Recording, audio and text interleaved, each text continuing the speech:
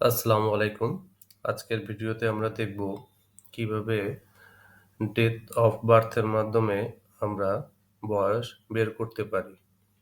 সেক্ষেত্রে আমাদের dated if নামে ফর্মুলাটা ব্যবহার করতে হবে।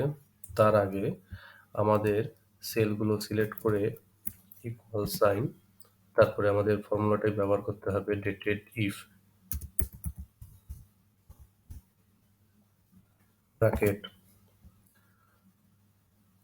তারপরে আমাদের ডেট অফ বার্থ সিলেক্ট করে কমা। আমরা যদি আজকের তারিখ পর্যন্ত বয়সটা বের করতে চাই তাহলে সেক্ষেত্রে লিখতে হবে today bracket close comma.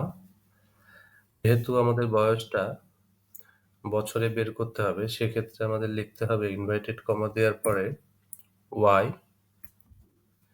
Inverted comma bracket close.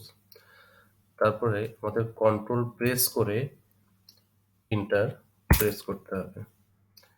দেখেন খুব সহজে আমাদের ডেট অফ বার্থের মাধ্যমে বয়সটা বের হয়ে গেল।